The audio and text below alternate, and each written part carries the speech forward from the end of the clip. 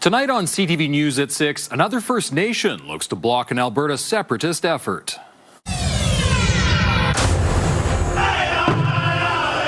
A display of defiance against the drive to leave Canada. They're disregarding how we feel, and they're disregarding the treaty that we signed with the Crown. It's just right-wing ideology posing as neutrality. Pushback as the province stands by proposed new school neutrality rules. Our schools should be places where we teach students how to think and not what to think. And a real-life success story. I always tell people, can first responders get to wherever you are within 10 minutes? A card carried in case of heart attack. It could have went way worse, and this got blood flow immediately moving. And I'm grateful for that. Sunnier and turning a lot warmer in the coming days, double digits by Friday.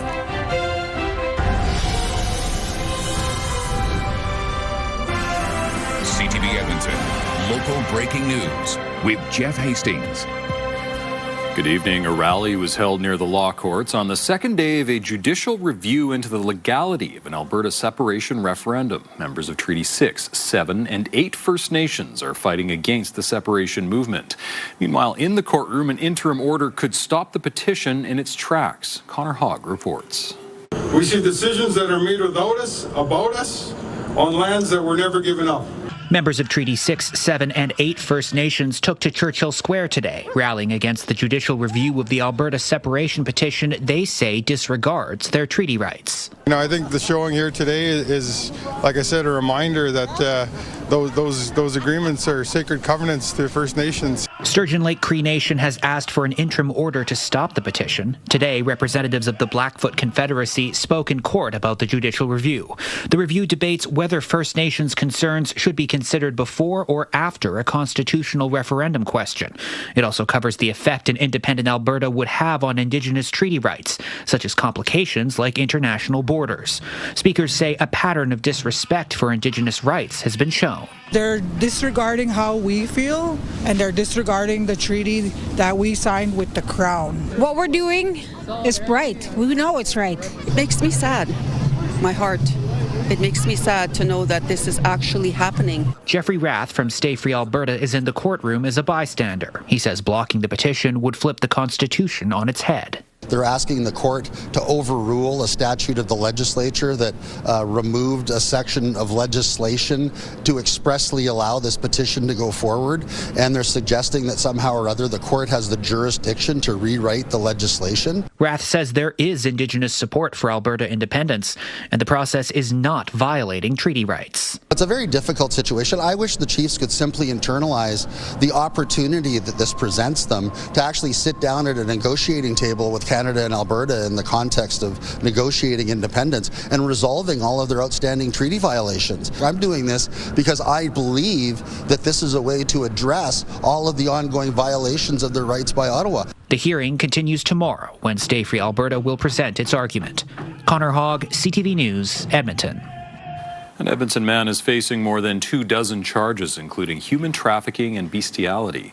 47-year-old Jonathan Allard was arrested late last month. Alberta Law Enforcement Response Team says the investigation into Allard began last June. A woman contacted police to say she came to Edmonton thinking she was going to rent a room. Investigators say she was then forced into the sex trade. Alert alleges Allard exploited and trafficked at least 10 women and has only identified 5 of them. We need survivors to come forward and talk to us. We need them to tell us their story so that we can take further steps to hold the traffickers accountable. Investigators say there was also evidence of a dog being sexually and physically abused. Allard is in custody ahead of his next court appearance next week.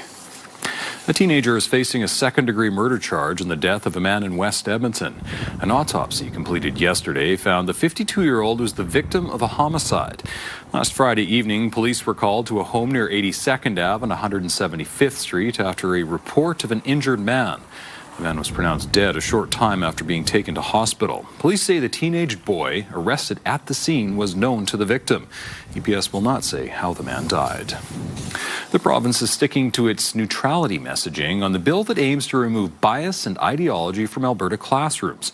Education Minister Dimitrios Nicolaides says Bill 25 responds to concerns he's heard from parents. Educators argue personal bias is already covered through professional standards. Jeremy Thompson reports. Our schools should be places where we teach students how to think and not what to think. Education Minister Dimitrios Nicolaides says his government's amendments to the Education Act in Bill 25 will ensure teachers keep any personal bias or ideology out of their lessons. He says it's become a distraction that's hurting test results. The bill requires teachers treat all viewpoints from students equally. It's an issue he hears about from parents. Students shouldn't be censored from expressing any kind of particular view or opinion. That includes views based on misinformation, even if they're potentially harmful to others. Nicolaides isn't concerned about hate speech in the classroom because those goalposts are already outlined by the Criminal Code of Canada. There is a solution being presented in this bill to a problem that doesn't exist. This University of Alberta education professor says teachers already follow professional standards to keep their views to themselves.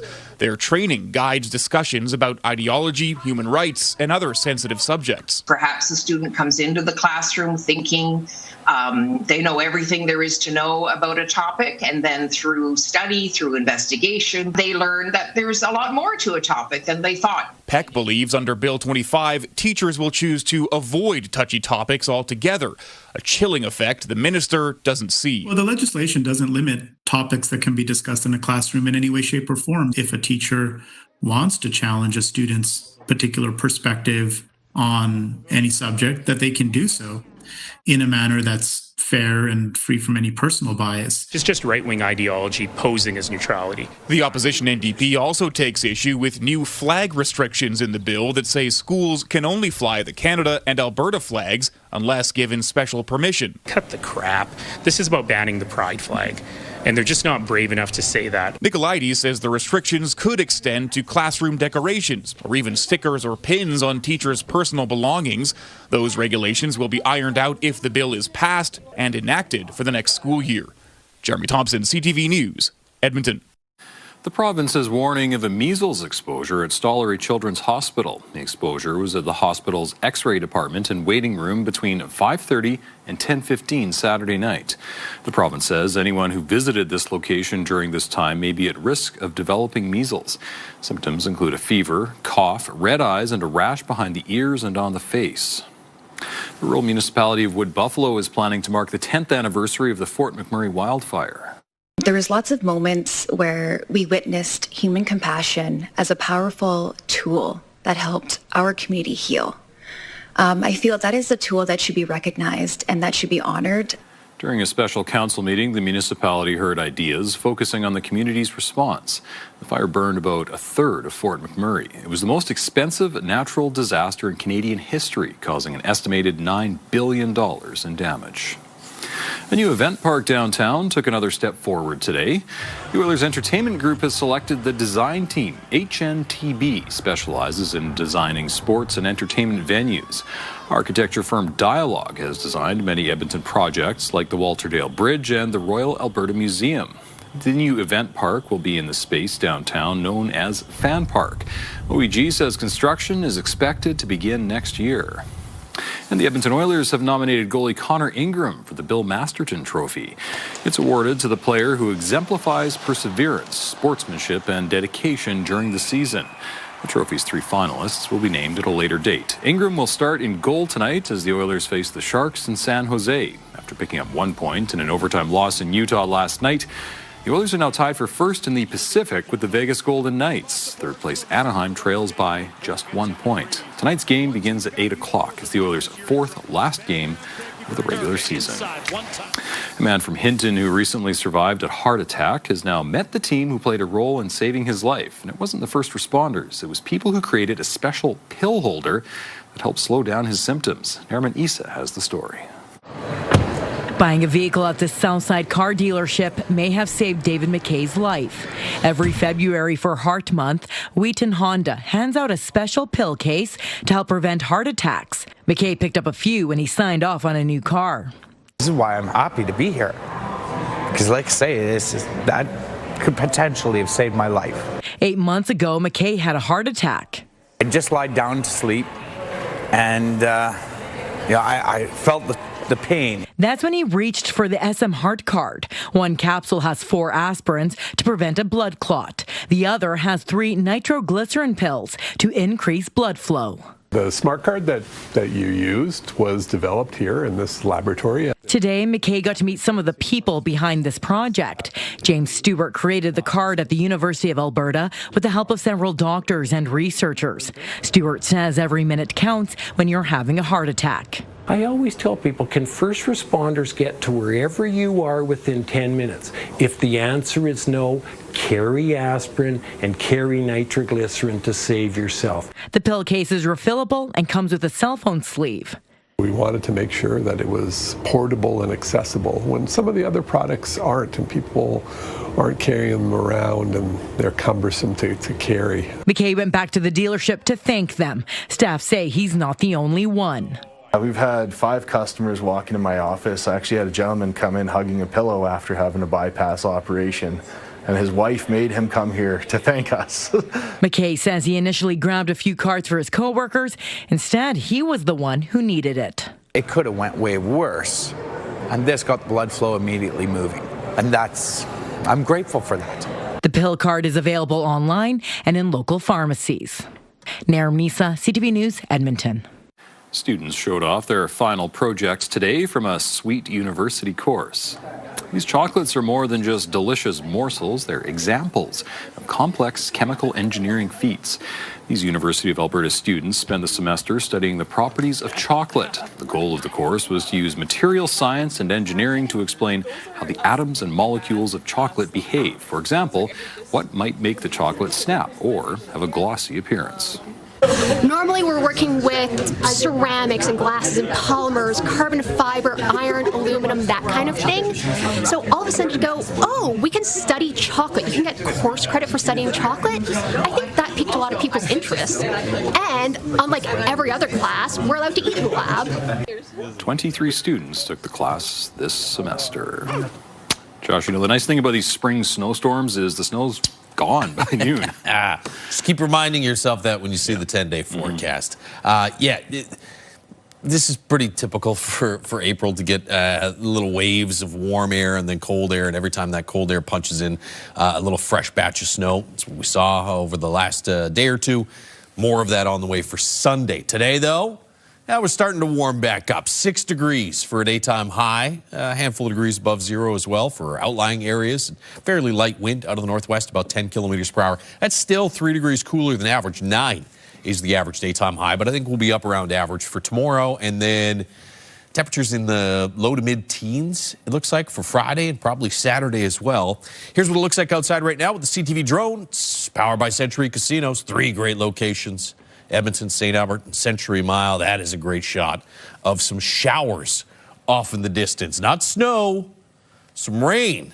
Just off to the southwest of Edmonton, northeast of Edmonton, we've had a little pocket of rain drift through, and you can see off to the northwest, there are a few more pockets set to go through. So we'll see some scattered showers in and around the area for the next hour or two. I think once we get to about 8, 9 o'clock tonight, that should all be out of our region. And if you look further northwest, you'll see some breaks in the cloud cover.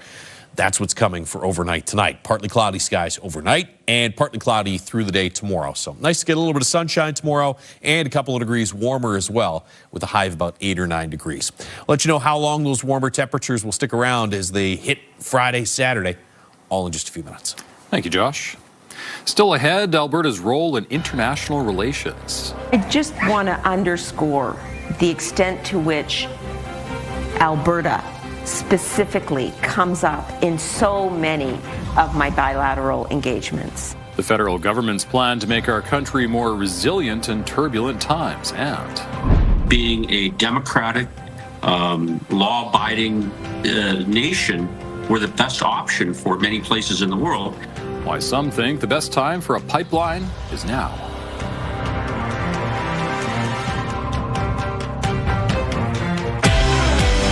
Thursday on your morning, all AI is not created equal. We'll talk bots and agents. They can help with major projects, but should we let them for our brain's sake?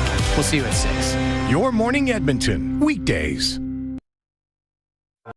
Programming brought to you by James H. Brown Injury Lawyers, the heavy hitters of injury law.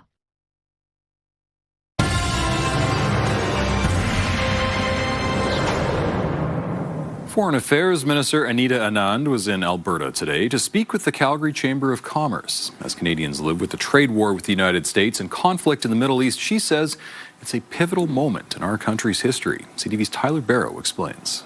Foreign Affairs Minister Anita Anand spoke to the Chamber of Commerce on Wednesday, highlighting the big role Alberta energy plays in international relations. I just want to underscore the extent to which Alberta specifically comes up in so many of my bilateral engagements. As the country boosts defense spending, she highlighted building Arctic sovereignty, which included spending on the Mackenzie Highway, which runs through northern Alberta and into the Northwest Territories. As Alberta pushes for a new pipeline west, the minister was pressed on the long timeline in building the Trans Mountain pipeline. Anand said technologically sound infrastructure takes time. She also addressed Canada's role in liquefied natural gas. A new Deloitte report says disruptions in the Strait of Hormuz, a key shipping route, are tightening global LNG supplies and driving price volatility. The world is watching Canada and recognizing that we are an energy superpower. The Chamber's CEO says the foreign minister provides confidence and that the world is aware of Alberta energy potential. I found it was an optimistic tone in terms of what it means for resource development and what it means for our energy resources. But right now, the focus is overseas with ongoing peace talks between Iran and President Trump. According to one economist, people should brace for higher prices on everyday items. Taking an Uber, for example, but definitely food prices are sort of the next big ticket item after gasoline that we'll start to see those prices creep up. The future of the strait is uncertain, which means it will be a while before energy prices drop, offsetting transportation costs. There's still going to be that concern that things could flare up again, so the risk premium will stay around. Tyler Barrow, CTV News, Calgary. Former PC minister and current CEO of the Canada West Foundation says a 2-week ceasefire in Iran will do little to provide economic stability around the world. Gary Marr says uncertainty in the Middle East is one reason Alberta and Western Canada need to increase access to global markets. He says long-term, Alberta can provide an alternative for the oil, fertilizer, and food that currently moves through the Strait of Hormuz.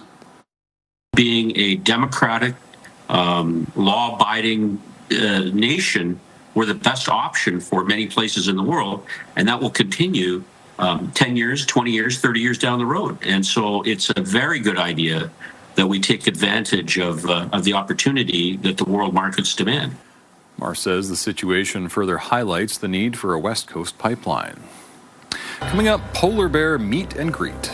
So they're very much aware of each other. They can smell each other, and they hear each other.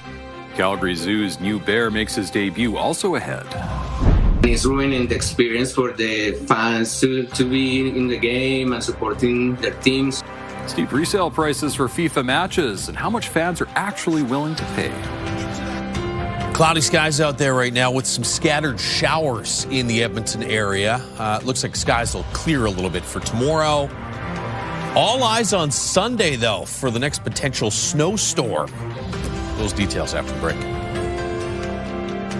Programming brought to you by Century Casino. 3 great locations: Edmonton, St. Albert, and Century Mile.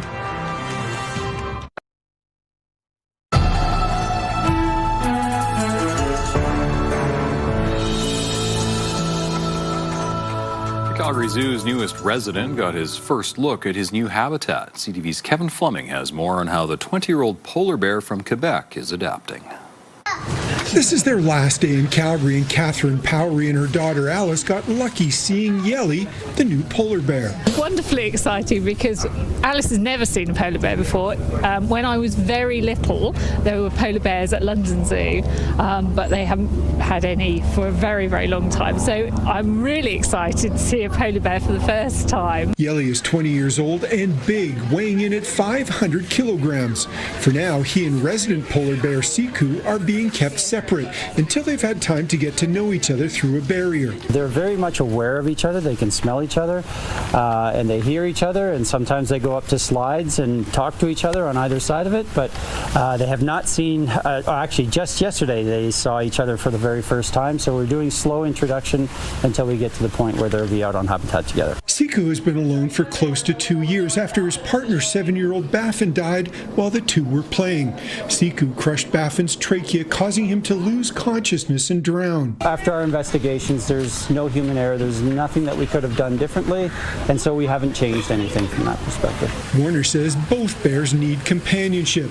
Jordan Sinclair brought his son Jensen to see the new addition. It's a great day when you can come out and see something new to the zoo, and brings a lot more people to the Calgary Zoo, and definitely brings more people in, bring more audience and more wildlife to the area. Staff say the two polar bears have individual personalities, and while CQ likes to spend his time indoors, Yelly enjoys being out in the sunshine. You'll get to see him a lot more, and my first impressions is he just seems like a great old guy. Yeah, he's lovely, he's really easygoing, and yeah, he's a wonderful, wonderful addition to our family here.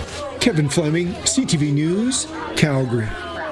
A BC family got a once-in-a-lifetime wildlife encounter while they were out on the water near Tofino over the weekend. Jenna Evans took this video of a cougar swimming. Evans says the big cat wasn't bothered by them and was focused on battling the current to make the swim across the Dolly Passage.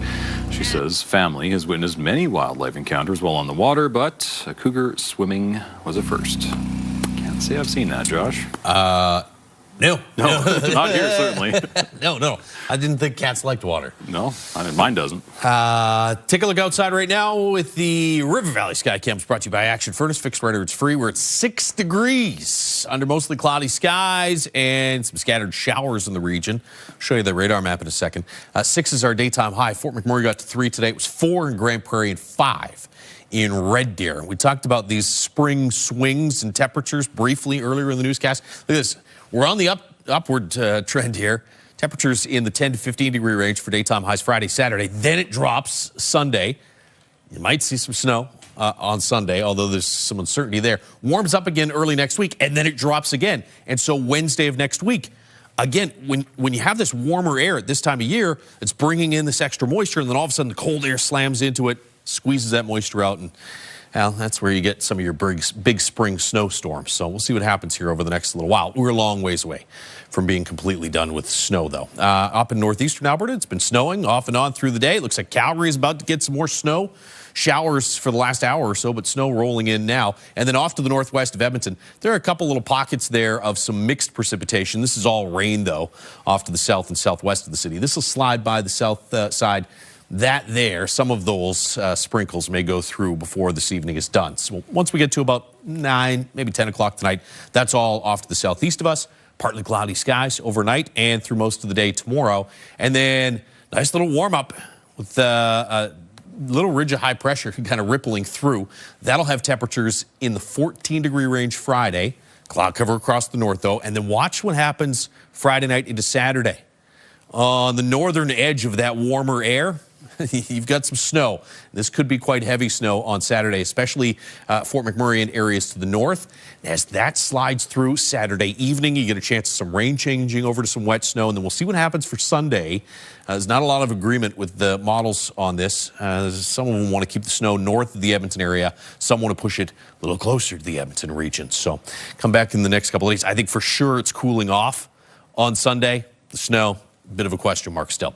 2 in Fort McMurray, 6 in Jasper, and 6 in Edmonton right now. Zeros in Lloydminster as well as Cold Lake. Light wind over the next 24 hours. Temperatures dropping 2 or 3 degrees below zero with some clearing overnight tonight, and then partly cloudy and 8 degrees for a high tomorrow afternoon. 14 Friday. I've got 14 in the forecast again for Saturday. We're definitely on the warm side of things still on Saturday. Maybe we only get to 11 or 12 depending on how thick that cloud cover is. There's your slight chance of some rain changing over to wet snow Saturday night, and then either some showers or some wet snow on Sunday, and that bigger drop in temperatures. The early bird prize deadline in the Mighty Millions lottery is midnight Friday. It's the BMW and Barcelona early bird prize. You can win the car and the trip or take $200,000 cash.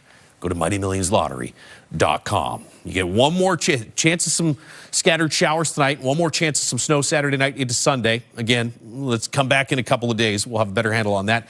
And after that, Tuesday into Wednesday would be the next potential snowstorm. Sort of mid-April snow. You gotta love spring in Edmonton. Thank you, Josh.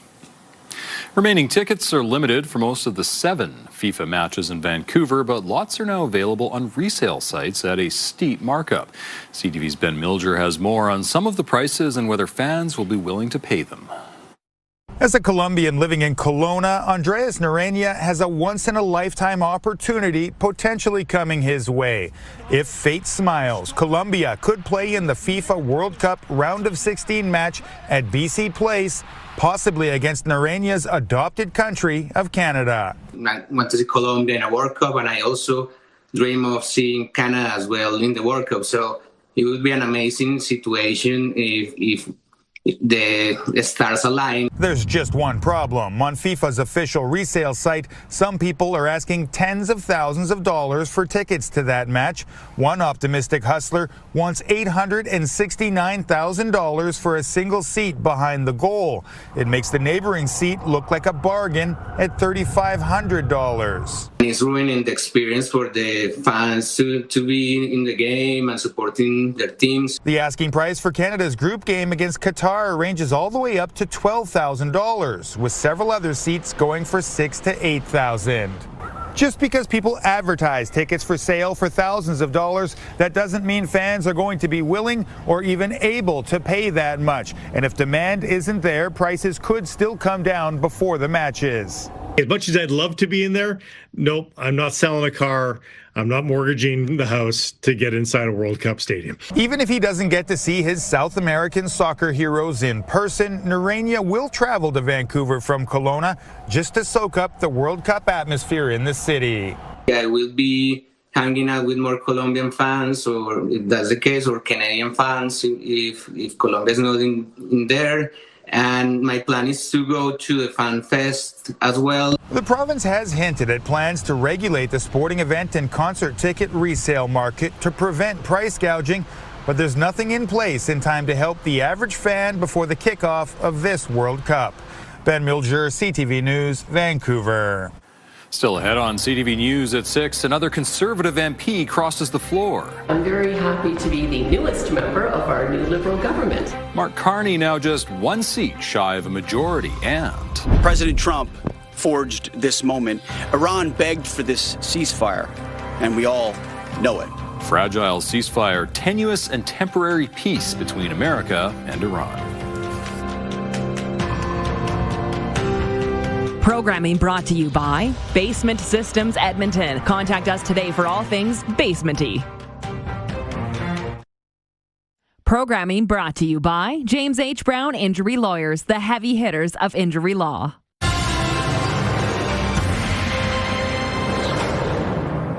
The Liberals are one step closer to a majority government after another floor crossing. Longtime Ontario MP Marilyn Gladue becomes the 4th Conservative and the 5th MP to join Mark Carney's government. As CTV's Graham Richardson reports, the move that has surprised many comes ahead of Monday's 3 key by-elections. Because of Marilyn Gladue, a Conservative MP. Here's Marilyn Gladue as a Conservative back in 2023. Our leader has been supportive of this bill all the way along. I want to thank him for that. It is a great pleasure. Cut to today. I'm very happy to be the newest member of our new Liberal government. A partisan defection that enrages Conservatives as the Prime Minister casts it as a country coming together to his side. This all comes at a time when the country as a whole is uniting. Uniting to move forward, and it's important that over there we unite to move forward as well. Pierre Poilievre tweeted, Gladue said that floor crossers should face voters in a by-election. I could not agree more. As recently as January, she told her local paper, we elected you under this banner, and if you don't want to be under that banner, then we deserve a chance to have a redo of the election. Sarnia is a border town that's known for oil refineries and some manufacturing connected to the auto sector. Some constituents here are not happy. We thought absolutely no way would she cross. So now I'm wondering, why did she cross? What did Carney give her? And explain it to your constituents. Most conservatives felt that way today, that Gladue would be the last to make a move like this. Look at her social media feed. Up until just hours ago, she was trashing and attacking the Liberal government of which she's now proudly a part. This is very cynical and it's very odd. But the red clothing at the photo op and broad smiles right inside the Prime Minister's office, another body blow to Tories. So is this over? Don't bet on it. The party is about to start for Liberals. Their convention in Montreal begins tomorrow. So far, there have been no floor crossers from the province of Quebec, despite rumors swirling around this place for months. Graham Richardson, CTV News, Ottawa. The White House is declaring victory after Donald Trump announced a 2-week ceasefire in his war with Iran. This after the U.S. president threatened to destroy the country if Tehran didn't open the Strait of Hormuz. CTV's Joy Malvin reports.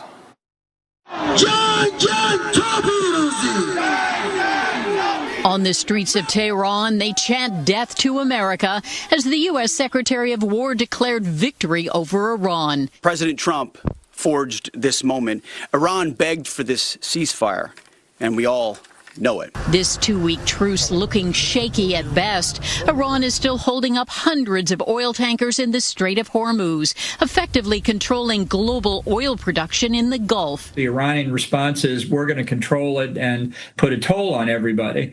And there's no ceasefire. Literally within the past hour, Saudi Arabia has reported that its pipeline, which goes from the Gulf to the Red Sea, has been hit by a drone. Blocking the strait, says Iran, is retaliation for Israel's continued attacks on Lebanon.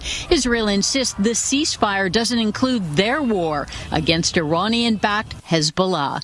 The fresh violence threatening to scuttle Washington's fragile truce. And I will reiterate the president's expectation and demand that the Strait of Hormuz is reopened immediately, quickly, and safely. President Donald Trump, who threatened to annihilate Iran just yesterday and back down, called this a big day for world peace, posting, "The U.S. will work closely with Iran, which we have determined has gone through regime change. There will be no enrichment of uranium." So right now it's buried and we're watching it.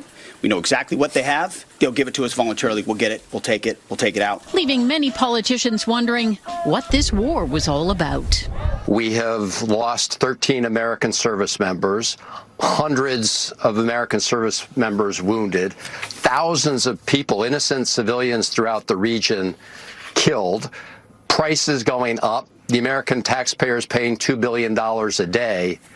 And all for nothing. The White House says Vice President J.D. Vance will lead in-person peace talks with Iran. The regime prefers him because of his past skepticism about Middle East wars. Joy Malvin, CTV News, Washington.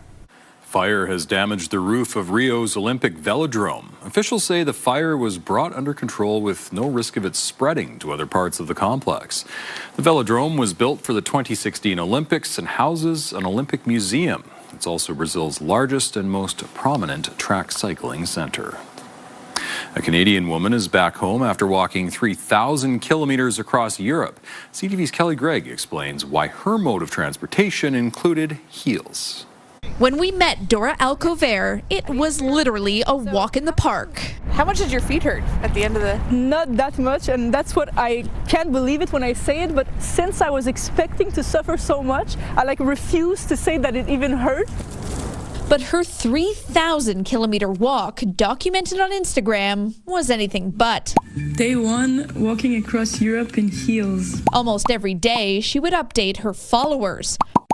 on her journey to fight human trafficking. We watch so much news about Epstein, about Diddy and things like that, and I think as a woman, you learn so much about sexual violence, but you feel like you can't really do anything about it. A walk with a serious purpose that she approached with a smile. I think when we say things in a cheerful way, a lot more people are willing to listen. Alcover walked from Barcelona to the headquarters of Reaching Out for Romania.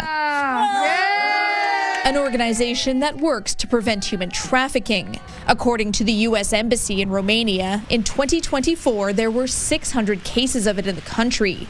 Over a third involved girls. Heels was a way to embrace femininity, to represent women, to kind of take back power on the sexualization of women. And no matter what the footwear, it's no easy trip. Day 65 walking across Europe. In heels, these are the 3 pairs of heels that I'm currently dealing with. First of all, trucks are going pretty fast. It's so slippery and wet. A journey spanning 9 months and 9 countries. Spain, France, Monaco, Italy, Slovenia, Croatia, Hungary, Serbia, Romania. Along the way, she raised 15,000 euros for the NGO, equal to about 25,000 Canadian dollars. Alcover funded her own journey and now might need to spend a little more on a new pair of shoes. Mostly platforms, so at least, during the walk, I think honestly stilettos would have been a bit next level for 3,000 kilometers. She hopes to do it all over again in Canada, building on her newfound following in style. Now I prefer almost to walk with the heels than without. That makes one of us. Kelly Gregg, CTV News. Hockey fans in Utah will now have a prehistoric icebreaker at their games. Utah revealed their new woolly mammoth-shaped Zamboni during the game against the Oilers last night. They're calling it the Zamoth. It's made out of a piece of hockey history using the same Zamboni from the 2002 Salt Lake City Winter Olympics. On the outside, welded slabs of metal make a mammoth head with glowing eyes and a pair of giant tusks. Up to 8 fans can ride the machine at a time. It will run pre-game and between intermissions at Delta Center. Coming up, the impact of the ceasefire on oil. In the Middle East, a lot of the production was shut down because of the conflict, and you can't just flip a switch and turn it back on. When the price at the pump might come down, and a reignited argument for electric vehicles. And so the cost of electricity, the cost of running an EV is minuscule by comparison. Programming brought to you by Senior Home Care by Angels, Canada's choice in home care.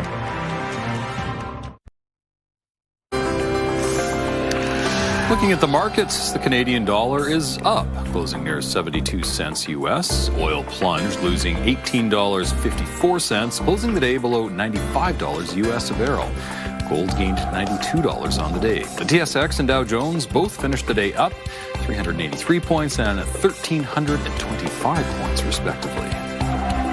The price of oil dropped about 15% today, even with a fragile ceasefire in place in Iran. Markets surged, and now the question becomes, will the price of gas come down, and when? CTV's Abigail Beeman reports.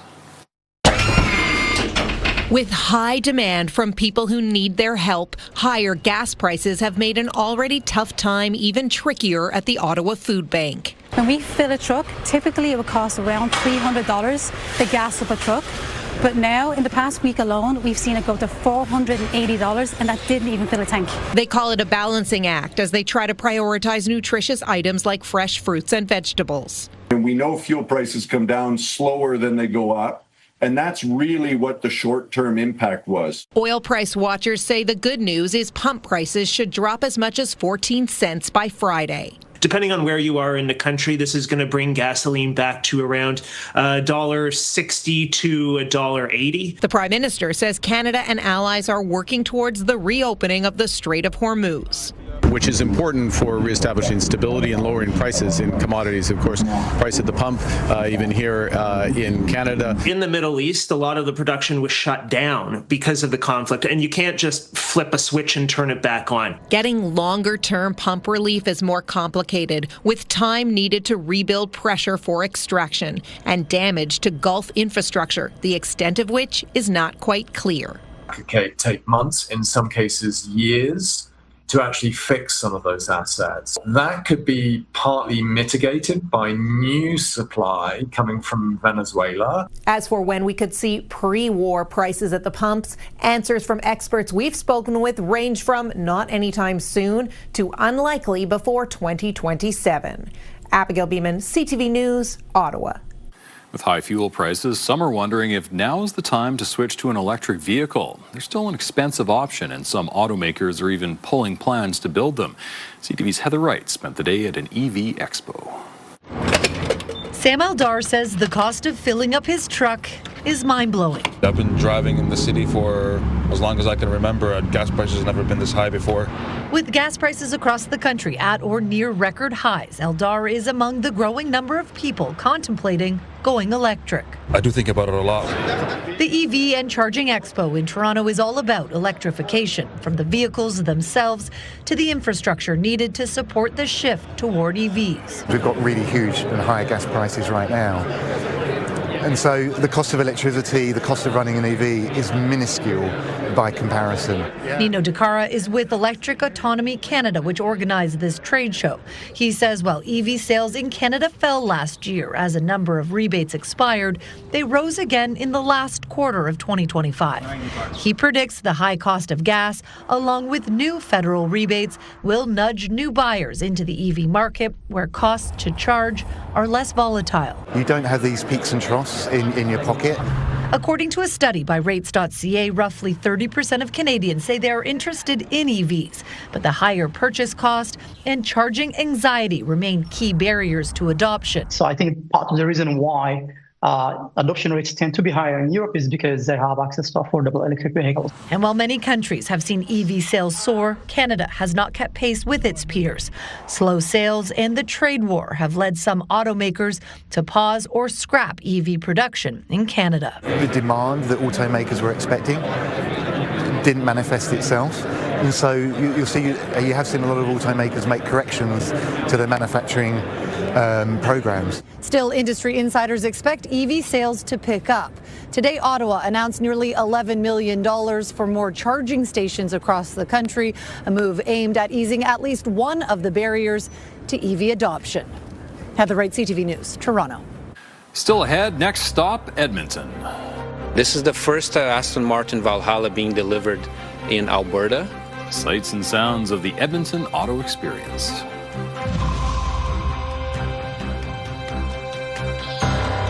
We've got another great night of entertainment coming up right here on CTV, starting at 7 with E-Talk.